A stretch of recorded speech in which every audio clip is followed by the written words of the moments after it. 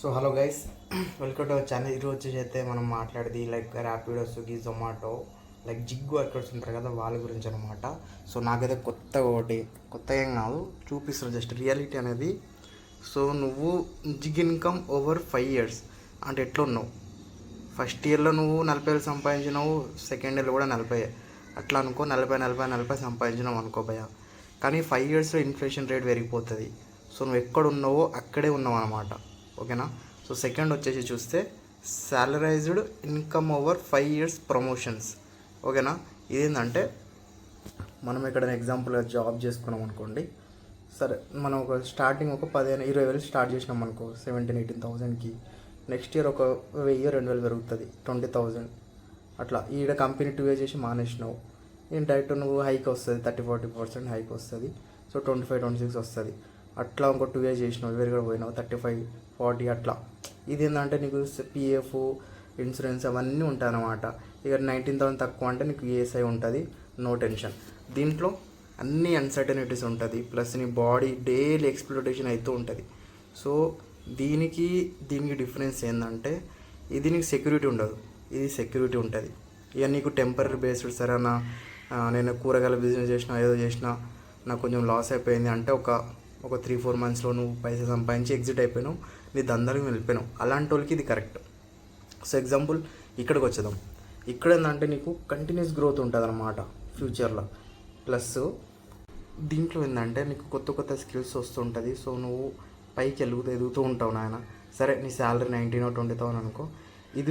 ఈ జాబ్ చేస్తూ నువ్వు ఇది చేసుకోవచ్చు. అంటే లైక్ ఫ్రీ టైంలో, లేకపోతే నువ్వు కంపెనీ నుంచి ఇంటికి వచ్చే లోపు ఒక ర్యాపిడో కొట్టేసుకున్నావు అనుకో, నీ పెట్రోల్ మందు వెళ్తుంది. సో అట్లా చూసుకున్నావు అంటే ఇది నీకు బెటర్. అంటే ఇది బెటర్. రెండు కాంప్రమైజ్ అయిపోతాయి.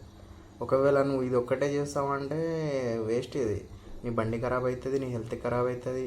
ప్లస్ ఇగో సెక్యూరిటీ ఏమి ఉండదురా నాయన. యాక్సిడెంట్ అయితే ఏ జొమాటో, ర్యాపిడో ఎవ్వడు రాడరా, అన్నీ బొంగుల పంచాయతీ ఉంటుంది. సో నా మాట విని ఎవరు జాయిన్ అయ్యేటోళ్ళు ఉన్నా, పని చేద్దాం అనుకున్న వాళ్ళు అయితే దీనికైతే అస్సలు పోకండి. నీకు కుదిరితే ఏదైనా స్కిల్ నేర్చుకో, లేకపోతే కార్పెంటింగ్ ఏదో పని నేర్చుకోవాలి. దీంట్లో నేర్చుకున్నామంటే ఫస్ట్ నేను ఒప్పుకుంటా 10,000-20,000 వస్తాయి, మెల్లమెల్లగా వస్తుంది అట్లా. సో ఇది పోకుండా దీనికైతే వెళ్ళండి, ఫ్యూచర్ ఉంటుంది. దీనికి వెళ్ళాం అనుకో ఏముండదా, నువ్వు పెద్ద ఎర్రిపు కూడా అన్నట్టుగా. ఈ జిగ్ అసలు చేయకండి. సరే, నీకు ఒక 20,000 వస్తుందో, 18,000 వస్తుంది. అప్పుడు అంటే నువ్వు ఇక్కడ వెళ్ళి ఈ ఒక సండే రోజు వాళ్ళు ఒక 1,000 రూపాయలు కొట్టి వచ్చేసేది అంతే. ఒక 4-5 నీకు పాకెట్ మనీకో ఈఎంఐకో వెళ్ళిపోతుంది. అప్పుడైతే సేఫ్. ఈ రెండు నువ్వు మెయింటైన్ చేసుకుంటే. సో అట్లా. సో ఇది ఒక్కదాని మీద పడ్డావంటే వేస్ట్. దీని ఒకదాని మీద పడినా కూడా ఏంటంటే నీకు టైం పడుతుంది. కాకపోతే నువ్వు ఉండి రెండు చేసుకోవచ్చు, ఇది చేసుకుంటూ ఇది కూడా చేసుకోవచ్చు. కానీ ఇది చేస్తూ ఇది చేయలేము. ఫస్ట్ అయితే జాబ్ తెచ్చుకోండి, ఏదైనా చేసుకోవచ్చు అట్లా. సో ఎవరైనా చూస్తున్నారు, యూత్ అయినా లేకపోతే ఉన్న వాళ్ళని, ఇప్పుడు ప్రజెంట్ చిక్కుకున్న వాళ్ళు ఉన్నా కూడా, ఎన్ని బాధలు ఉన్నా ఎగ్జిట్ అయిపోయింది గైస్. ఎందుకంటే ఈరోజు నువ్వు మంచిగా ఉన్నావు కాబట్టి చేస్తున్నావు, రేపు మంచిగా లేకపోతే ఎవడు చేస్తాడు రా. సేమ్ దీనికి అసలు ఏం సెక్యూరిటీ లేవురా నాయన. వాడు ఎప్పుడు నీ యాప్ నుంచి తీసి పడేస్తాడు కూడా నీకే తెలియదు. పుట్టుకున్న నువ్వు తప్పు చేసినా నీ తప్పే, కస్టమర్ తప్పు చేసినా కూడా నీ తప్పే. సో తప్పు అనేది ఎప్పుడు నీ మీదకి వస్తుంది. సో అట్లా చూసుకొని నువ్వు బయటకు వెళ్ళిపో. లేకపోతే గాయస్ అడ్డంగా చిక్కుకుంటారు ఫ్యూచర్లో. ఛానల్లో అయితే వాళ్ళైతే రాడ్ పడుతుంది, 90mm రాడ్ కొట్టేసుకుంటారు వాళ్ళు. అంటే నార్మల్గా చైనా అబ్జర్వర్ అని ఒక యూట్యూబ్ ఛానల్ ఉంటుంది, దాంట్లో చూపిస్తుంటాడు. చాలా దరిద్రంగా ఉంది సిచ్యువేషను. సో బెటర్ మీరు వదులుకొని స్కిల్ నేర్చుకోండి, లేకపోతే ఏదైనా కంపెనీలో జాయిన్ అయిపోండి. అట్లీస్ట్ మీకు వచ్చే 18,000 అయినా మీకు అప్పట్లోనే సేఫ్ ఉంటుంది. లేకపోతే ఉన్నది పోతుంది, ఉంచుకున్నది పోతుంది. ఇది మాత్రం దీంట్లో చేస్తే మాత్రం ముందే చెప్తున్నా. సో గైస్, మీరు ఎవరన్నా లైక్ ఊబర్, ర్యాపిడోలో క్యాబ్ నేర్చుకుంటే ఏం కాదు. బికాస్ క్యాబ్లో అయితే అట్లీస్ట్ ఈరోజు మేబీ బైక్ డ్రైవింగ్ అంటే ఎక్స్పెక్టేషన్, కానీ కార్లో అట్లీస్ట్ అయితే నువ్వు కూర్చుంటావు, ఏసీలోనే ఉంటావు. వర్షం నుంచి అయినా, దుమ్ము నుంచి అయినా కొంచెం దూరంలో ఉంటావు, లోపల ఉంటావు.